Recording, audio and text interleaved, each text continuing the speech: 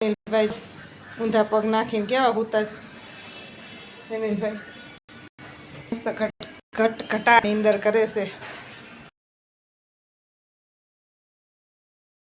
હાય, જય શ્રી કૃષ્ણ. કેમ છો બધા? Good morning, welcome to my new blog. આજે ભાદરવો 12 ને રવિવાર.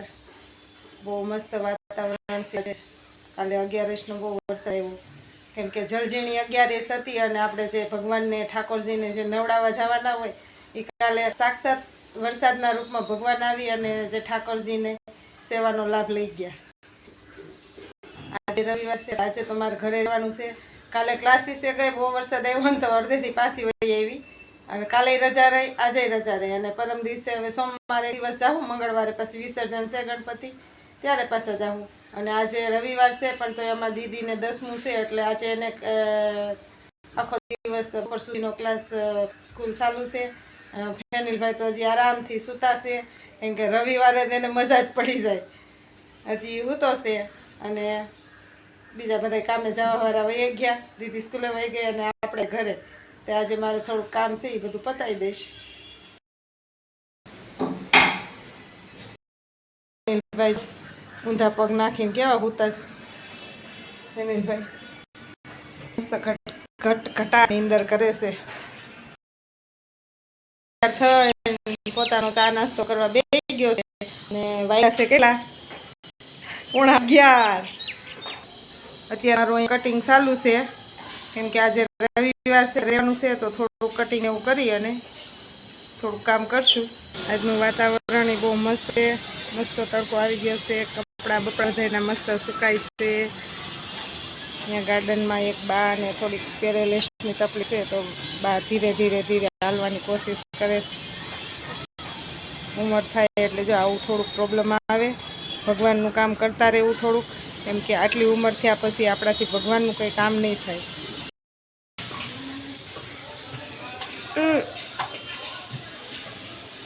થોડીક વાર રાખીને થોડીક વાર બંધ કરી દેવાનું.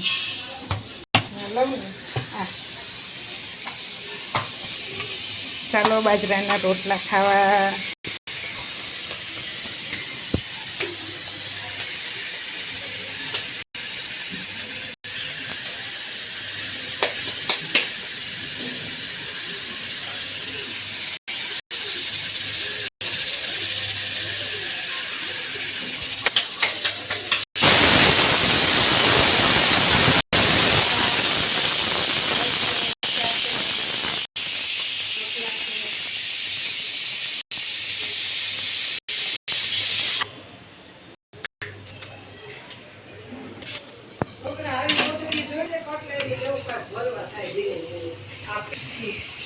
તો રોટલો તૈયાર થઈ ગયો છે અને આમાં અંદર આપણે નાખી દઈ, પછી આ ઘડિયા રોટલા તૈયાર. રોટલી કેવી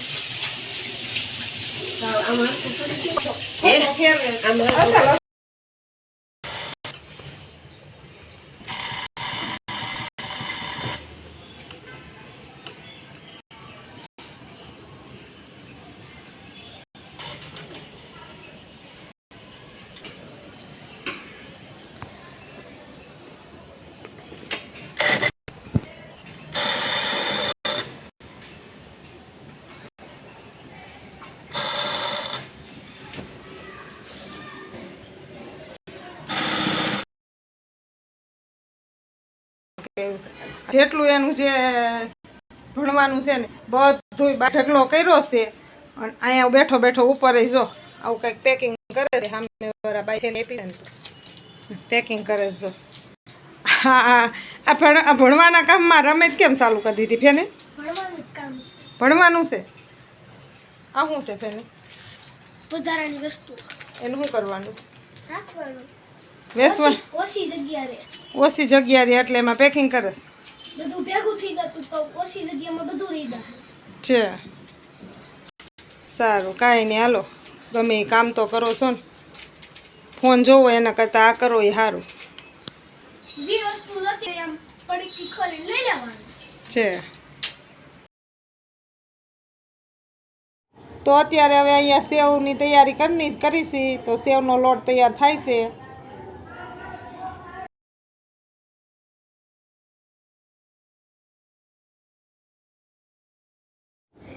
લોટમાં થોડીક હળદર નાખવાની, પછી મીઠું નાખવાનું, પછી એને હલાવી અને પછી પાણી નાખીને લોટ બાંધીને તૈયાર કરી લેવાનો.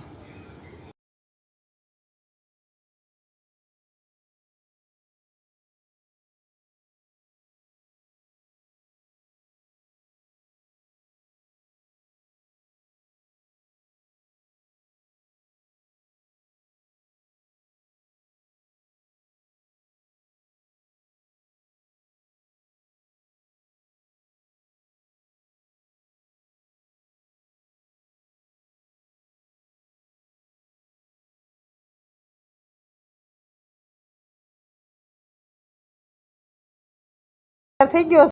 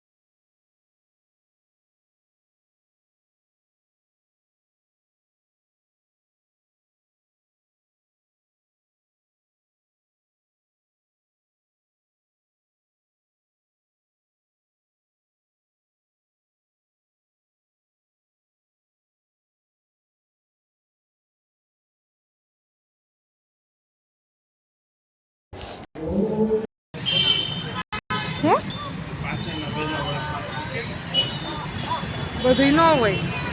આપણે છે ને એક આલુ પૂરી લઈ, ગ્રીન સેન્ડવીચ ને એક કોકો કે કોલ્ડ કોકો લઈ લઈને, cold cocoa, green sandwich, puff લઈ લઈને 2 આલુ પૂરી લઈ. તો બનાવે છે અમારા માટે ગ્રીન સેન્ડવીચ. માયોનીઝ ખરખી લાગે છે.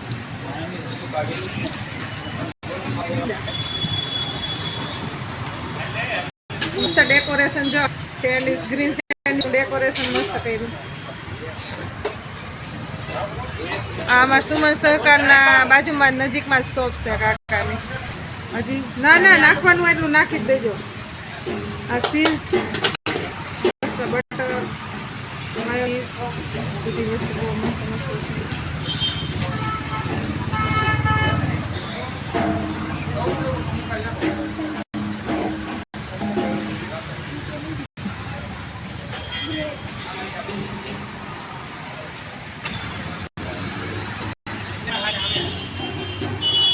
હવે મસ્તમાં રાખે છે.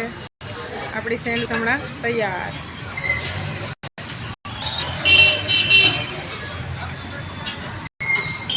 કાના ફાસ્ટ ફૂડ, બહુ મસ્ત બધી વેરાયટી અહીંયા મળે છે. આ છે એમની શોપ.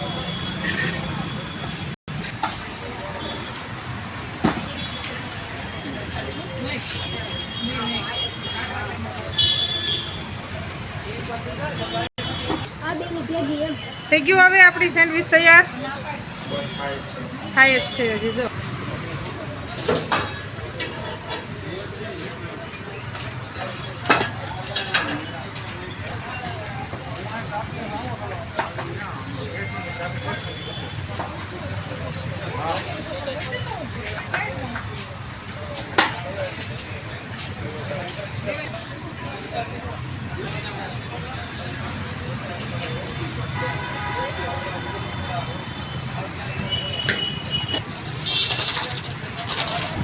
ચીઝ પણ અમૂલનું જ વાપરે છે, મસ્ત ક્વોલિટી વસ્તુ સારી છે.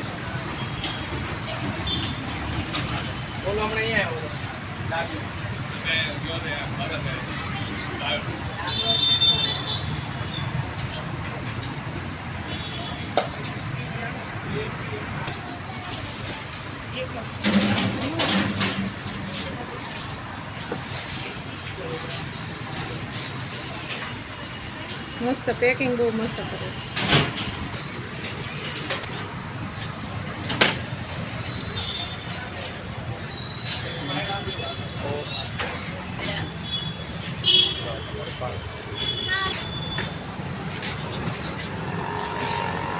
Alphabet.